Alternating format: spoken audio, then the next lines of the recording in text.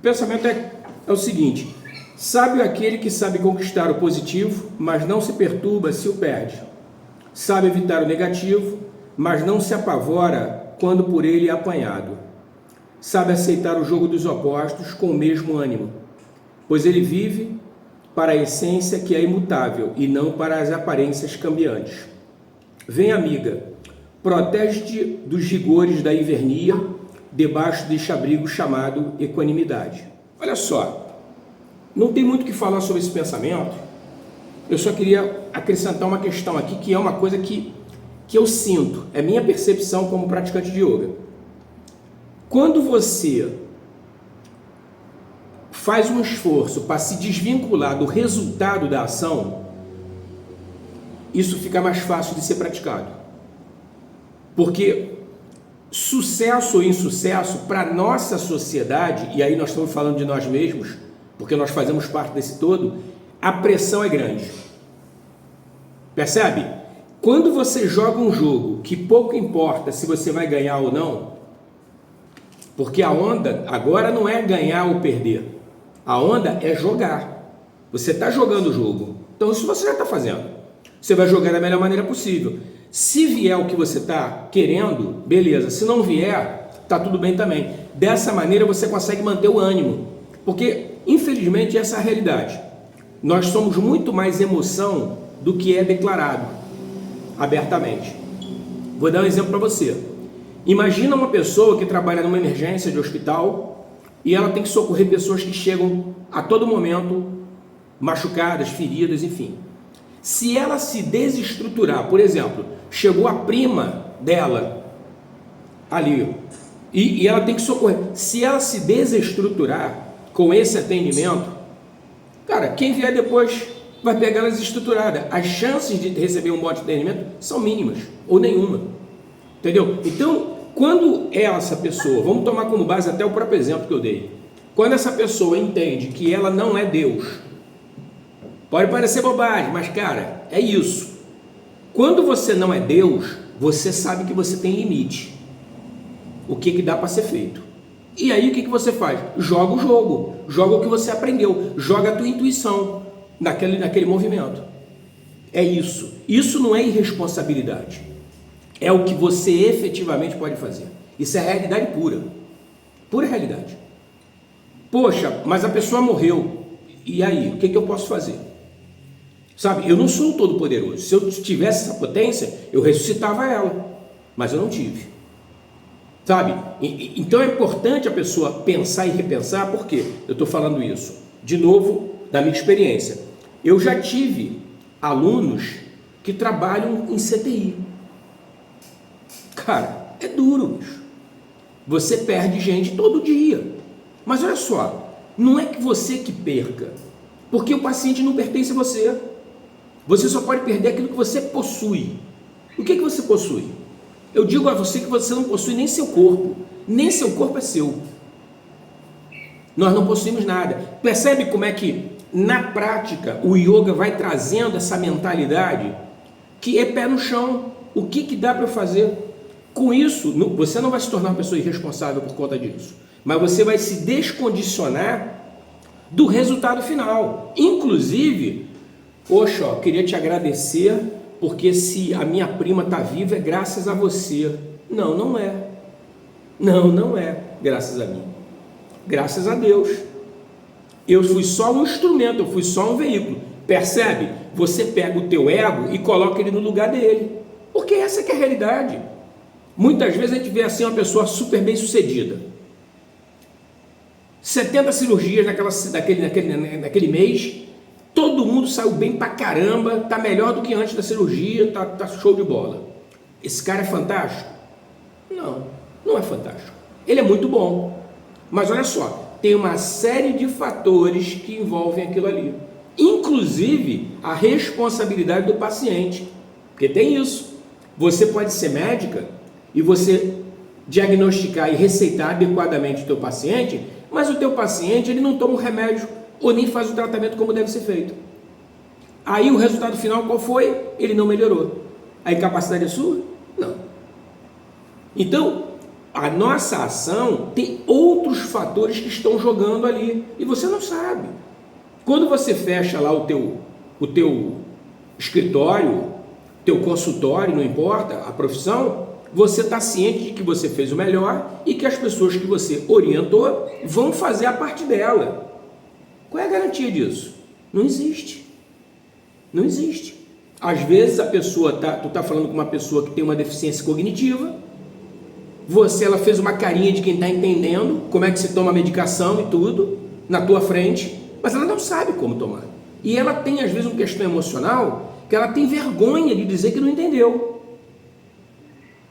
Percebe? Então o resultado final não pode ficar à conta da gente. Sabe? Assim como o sucesso não pode ficar. Da mesma maneira, quando dá errado e como dá certo, não são apenas nós, tem vários fatores.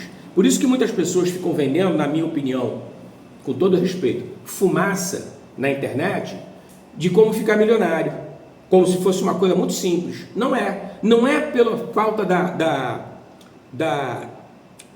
do método de como ficar milionário. O método está perfeito. Mas olha só, as pessoas ignoram os outros fatores que estão ocultos. Você muitas vezes chega onde você chegou, diferente de centenas e milhares de pessoas. Por quê? Porque houve uma combinação, não é só a sua inteligência, não é só a sua perícia. Uma combinação de resultados proporcionou você chegar ali. Você conhece uma pessoa abriu a porta para você, naquele dia aquela pessoa que é ranzinza estava de bom humor, só Deus sabe por que ela estava, porque o ano inteiro ela está de mau humor e ela facilitou uma situação para você. Cara, isso acontece o tempo todo. É que as pessoas não param para prestar atenção nisso. Elas acham que já não, é matemática, eu faço isso, mas por que não deu certo? Mas com fulano deu, sim, bota uma lupinha na vida dele. Que é isso, muitas vezes o cara não conta no vídeo da internet. Que ele teve uma série de fatores que levaram ele àquele resultado. Ele só te mostra a equação que leva ao resultado. A pessoa, por isso que eu falo que está vendendo fumaça. A realidade é isso. Cara, eu cheguei onde eu cheguei por causa disso, disso e disso. Vou dar um exemplo para você. Eu tenho um curso de formação, que eu formo professores aqui. Sabe o que eu falo para as pessoas? Olha só, toma muito cuidado quando você for decidir fazer a transição de o que você faz hoje para se tornar professor de yoga. Por quê? Porque você tem uma série de compromissos. Quando eu me tornei professor de yoga, eu não tinha uma série de compromissos que eu tenho hoje. Eu não tinha filho, não tinha casa para sustentar, não tinha nada disso. Eu era uma figura assim, ó, imagina um mochileiro, era isso. Eu só tinha a roupa do corpo e mais nada. É fácil você se desligar quando você não tem nada para perder. Você não tem vínculo com... Aí é mole você desligar. Simplesmente tu fecha a porta e vai embora. Agora, quando você tem que fazer uma transição e você tem uma porção de boleto para pagar, pessoas que dependem de você, você tem que pensar bem. E eu até falo, gente, faz a transição, cara, porque também tem outro fator. Tem muita gente que entra e acha o seguinte, não, eu chego aqui, dou uma aula de yoga e acabou. Não. Você vai ter que agregar outros valores, outras habilidades para você se manter com yoga. Só com yoga. É isso. E às vezes acontece. Do yoga não está sendo suficiente para você pagar suas contas. E você vai ter que fazer algum tipo de pirueta e ter uma receita extra, um outro tipo de fonte de renda. Cara, é assim que funciona. Não tem jeito. Sabe? Então, por isso que eu falo que as pessoas muitas vezes olham e falam assim, cara, olha lá, a Cíntia, super bem sucedida, o que você faz? Que hora que você dorme? Que hora que você acorda? O que você abre mão? É isso. Então, tem uma série de fatores que estão ocultos, cara, para você chegar onde você chegou. Qual o nível de sacrifício? Tem pessoa que não tem capacidade de sacrificar. Ela acha que, não, cara, eu vou deixar de fazer. Não, então, filho, não reclama do resultado final. Essa que é a realidade. Porque, cara, a vida é assim. E é para todo mundo, não estou falando só para quem é pobre, quem é classe média, não. Para rico também. Sabe? É para ser justo. Para rico também é difícil. Não é fácil. O rico está sempre sorridente, né? Não, cara. Bota uma lupinha em cima para você ver qual é o drama que a pessoa vive. E às vezes são dramas até muito mais complicados. Ela não tem o problema do dinheiro. Mas olha só, o que é o dinheiro comparado a uma depressão? Depressão mesmo, não é ficar tristinho não, como a galera agora virou moda, né? Todo mundo está deprimido. Não. Tristeza é uma coisa. Daqui a pouco tu tá bem, tá sambando, pulando para um lado para o outro. Isso aí não é depressão. Depressão, o nome está dizendo, você fica chapado no chão. Nem escova dente você escova, nem toma banho você toma.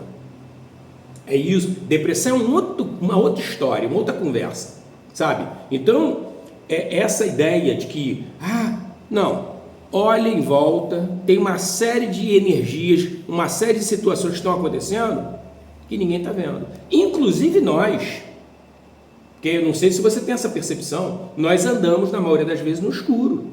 Não estamos enxergando claramente o caminho. A gente vai tateando, como se fosse um quarto escuro.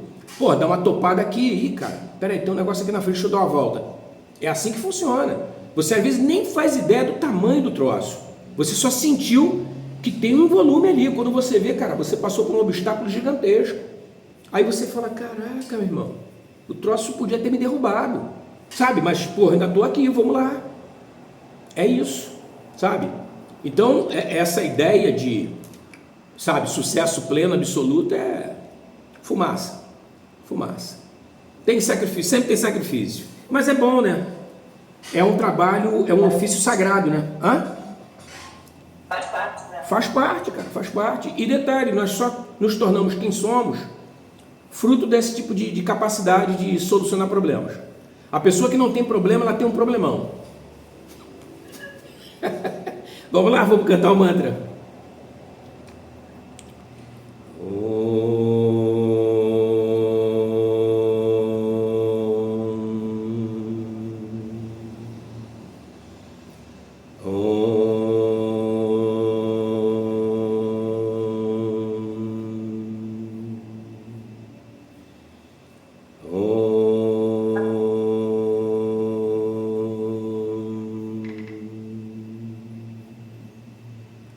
Yogena chitasya padena vacham malam sharirasya chavadyakenam yopa karotam pravaram muninam patanjalim pranjalira natosmim abahu purushakaram shankachakra siddharinam sahajra shirasam shuetam Pranamami Patanjalim Harihi Om